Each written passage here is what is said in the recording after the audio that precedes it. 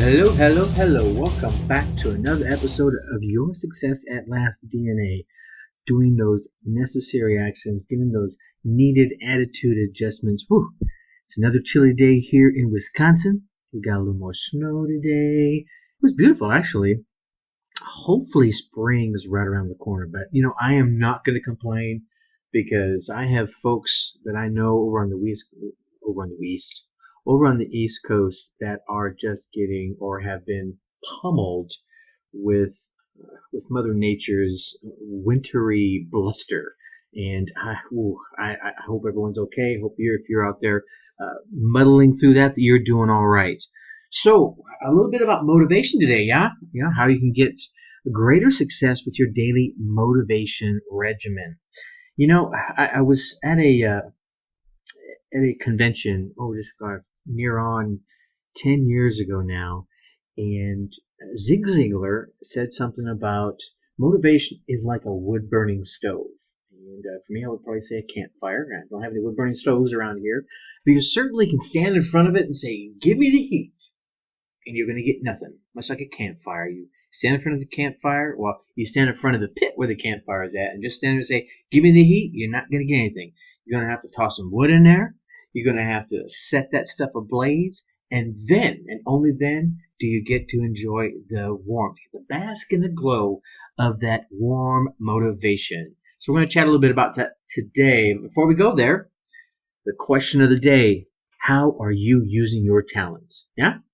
I know. I ask you this every week, Tracy. I don't know how I'm using my talents.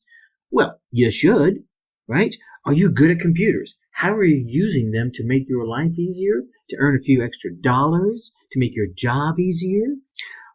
Are you great at seeing people's problems? There are people that just have an innate ability to chat with someone for 30 seconds and get a feel for who they are and what kind of issues that are going on in their world. Now, they'll need to chat with them a bit more to get the underlying causes. Otherwise, they're just going to be putting Band-Aids on things. But people have all kinds of interesting, unique talents. What are your unique talents? What do people come to you for? And how are you using those talents to improve your world? And improve your world can mean whatever it is you mean.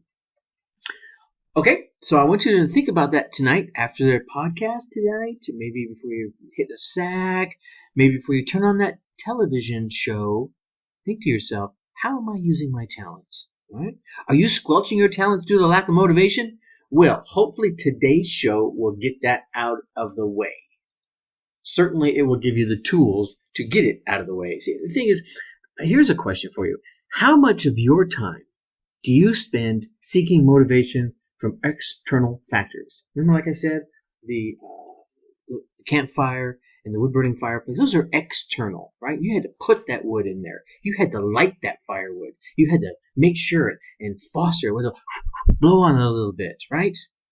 So how often do you spend your time seeking out motivation from external factors? And how often do you get it? And then, if you do get it, how long does it last? Like I mentioned earlier, I've been to conferences. I've been to the 1 day, the half day, the 3 day. Even went to at one of the 5-day conventions. Right, you get all pumped up, and literally there's been tests done where they've taken blood samples before and after, and those endorphin levels are all jacked up way high.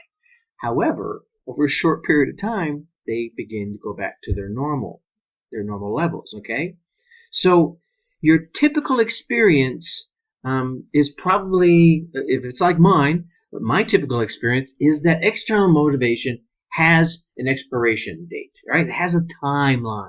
It has this curve that goes up real high and just starts going down almost at a 45-degree angle as time goes by. You can look at a successful person and feel motivated by their success. You can watch a motivating movie, right? You can see, oh, wow, that's how they did it. But what happens when you're not able to achieve similar success that you're looking for in short order? Yeah, a little bit demotivating. Yeah, but luckily, that's why you're here, right? You want to get some tips, some ideas, some strategies on how you can apply things in order to motivate yourself. The internal motivation is where all the real magic begins. So let me give you 5 ideas to start your own, we'll call it a self-motivating regimen, right? Add to it things that you do that move you, and you can use some external things as well. I know music is something that motivates me. I like good music in the morning. Humor motivates me, so listening to funny comedians will motivate me, get me laughing, get my juices flowing. So you can use those externals, but don't rely on just those. So here's 5 you can add in, and starting. Shoot, you can start as soon as this is over with. You can start before it's over with. Oh well, don't do that because you're going to want to hear all of the podcast, right? Okay, so first and foremost, you're going to have to love the person in the mirror. Yeah. Every morning provides the opportunity for you to accept who you are. And really, it's absolutely imperative. It's important to love who you are and what you have become. That's the first step in being self-motivated. Now, I'm not saying you got to be happy with every single thing there is about you, but the idea is you love who you are. Perhaps you're a little overweight and you don't like that. Doesn't make you a bad person, right? Makes you, maybe you're still the great mom and you're taking steps to bring your weight back to where you like it to be. Right. Awesome. I want you to reaffirm your true love for that person that you see looking back at you every morning in the mirror. Okay? Remind yourself that you're here for that bigger mission, that major definite purpose, all right? Of which, heck, you might even know what it is yet. And some of the things we go through here and in the upcoming free program that's coming out this weekend, we're going to help you get there, help you get aware of it. Okay? And then lastly, restore the peace of mind that comes with self-acceptance, with self-love. See, doing this every day is going to allow it to get deeper and deeper and really kind of soak into the very essence of who you are, your soul, you may say. Okay? Now, along with that is accepting your stage in life. Look, believe that you're exactly where you should be right now, at this very moment. Your ability to accept the things that happen, or not that happen, your ability to accept that things will happen in their own time is going to make you comfortable with what you've already achieved. Yeah, okay, maybe you are a little overweight. It took a while to gain that weight. It's going to take a little while to get it off. And as long as you're taking those daily steps, right, even those weekly steps to move yourself forward, gosh darn it, accept the stage that you're in, okay? Bear in mind, now, don't get me wrong, being comfortable with where you are does not mean that you shouldn't be striving for more of who you can be, for more of what you want, for that greater success, however you may define that success. And knowing what you've done, knowing that you've done your best to get where you are, should be and will be enough to keep you moving forward. And if you haven't done your best, acknowledge it. Look back at it and say, all right, here's what I could have done better, and then do it as you go forward. Turn it into a motivator. Now, something tangible that you can do with this is every couple of days, heck, even every day, write a list of things that you achieved, big or small, right? Did you get to work on time? And I'm exaggerating things on purpose, okay? Did you get that report in on time? Did you give that presentation comfortably? Maybe little butterflies were flying around on you or something. You got them to fly in formation. You stepped down. Maybe your armpits were sweaty as heck, but you still accomplish it, big or small. And then at the end of the month, sit back and reread all of those things that you did and look over your awesomeness. Look how much you are covered in awesome sauce. Yeah? Okay. Now, next is, you'll hear this one quite a bit, but it's true. Surround yourself with positive energy. And usually that means positive people. Positive energy can come from the things you choose to do and the people you choose to hang out with. It can come from those people you surround yourself with. When you're surrounded by all that positive energy, you can't help but maintain a higher level of positivity, right? There it is, right?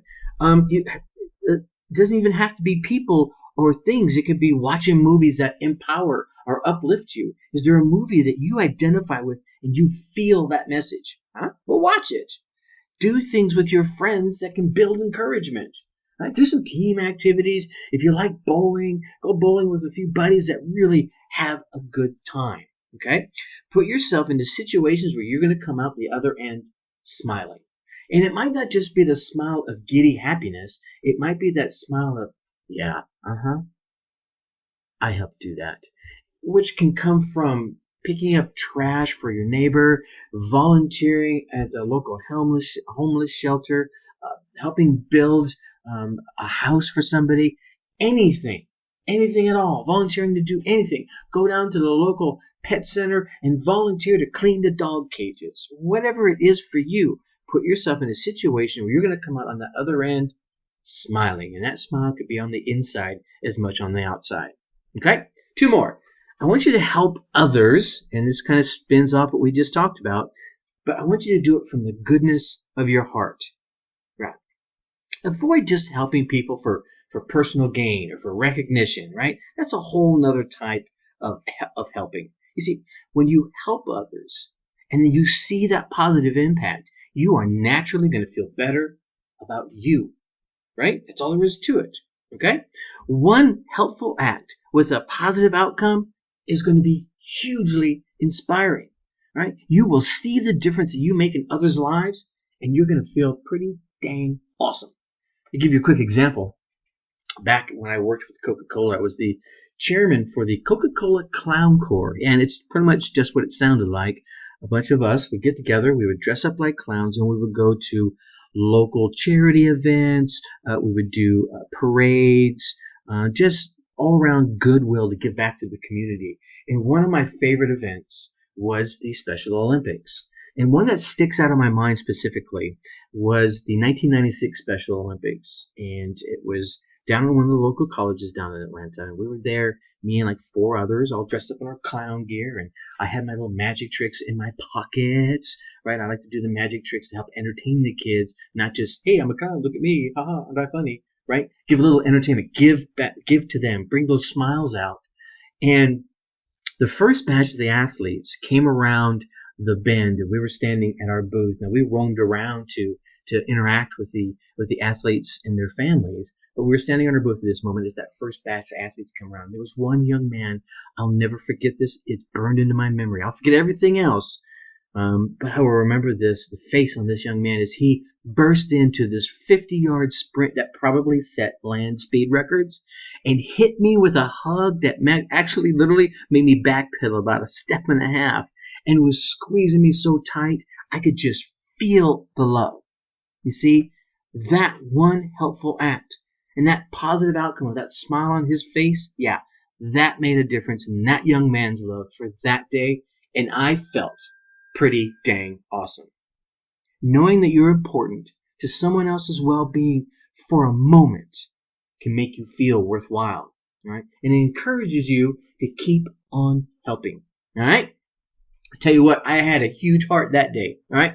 And then the last one I'm going to leave you with, and you're going to hear this one from me a lot, focus on smaller goals. Yeah, I know, Tracy, you're talking about goals. Yeah, here's the problem. Reaching for and missing that broad, vague, unrealistic goal, yeah, that's going to crush your motivation about as fast as a sledgehammer crushing a foam cup. That's all there is to it. When you're unreasonable with your capabilities and your timelines, you end up feeling sad, let down, disappointed the moment you miss the mark. Heck, you might even start feeling that before you miss the mark because in the back of your head you think, I'm never going to get this done. So, here's the thing you want to do. You want to start with that major definite purpose I talked about earlier, and we'll walk you through that in future episodes and in the upcoming training session. Start with your major definite purpose, break it down into goals that are going to get you there, and then break those down into tasks that are going to get those goals accomplished, and then finally break those tasks down into steps. Yeah, break them down to small, tangible steps. You'll be able to focus on one step at a time. And like the song from the old, is it Rudolph? You got to put one foot in front of the other, and soon you'll be walking. Okay, I'm sorry, I shouldn't be singing in your ear. Right? This is why I didn't try a career in singing. But the idea is you'll be able to focus on one step at a time, and each part being one step closer to success. And each time you complete one of those steps, you're going to pump up your motivation. That's all there is to it. And with that, I want you to celebrate whenever you achieve a dang goal. I mean, come on, whether it's a big goal or a small one, proving to yourself that you can do it, yeah, that's motivation. And that's internal. And that's going to keep you going. Okay? So, I want you to approach your daily regimen the same way a professional sports player, a professional boxer approaches their day of training, right?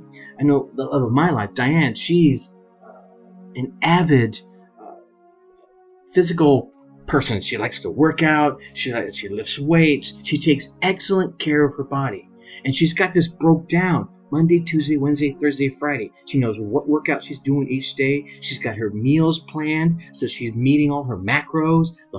Some of these I don't quite understand. And she's so patient in teaching me. But how to break it all down so that she knows what she's going to do. She pops up out of bed in the morning and she knows what her physical goals are for the day. Do you know what your goals are for today? In your business, in your relationship, in your finances, for losing that weight? Okay? What can you achieve when you hit each target? Yeah. Losing a little bit of that body fat, losing a little bit of that weight, shaping those muscles you've been working for. Right? If I keep on the physical piece of it. And what do you focus on when you're feeling like giving up? And if you've got that goal and those step-by-steps, when you feel like giving up, you're going to look at that next step and say, oh, I can get that done. That's easy. And stop thinking about the big old goal and think about that step right in front of you. Take that next step. Because you, my friend, you and maybe me, not maybe, you and me are your biggest supporter. In order for others to believe in you, you are going to have to dang well believe in yourself. Tell yourself you're worth it. You're worth every bit of success that comes your way. Yeah? If you want to learn 7 critical steps to success, right, you can go to my website, yoursuccessatlast.com, and you'll see the banner on the right and right across the middle on the home page there. Click on that, drop in your email. We'll shoot that straight over to you, the 7 critical steps to success. And like I said, this weekend you're going to get the new one that's coming out. I'm not going to tell you what the name of it is. But get that, read through it, and you can build on this. Tomorrow we're going to talk about the 4 signs of stress that you do not want to ignore. Until then, I'm going to leave you like I always do. Think successfully, take action. Talk to you later. Bye-bye.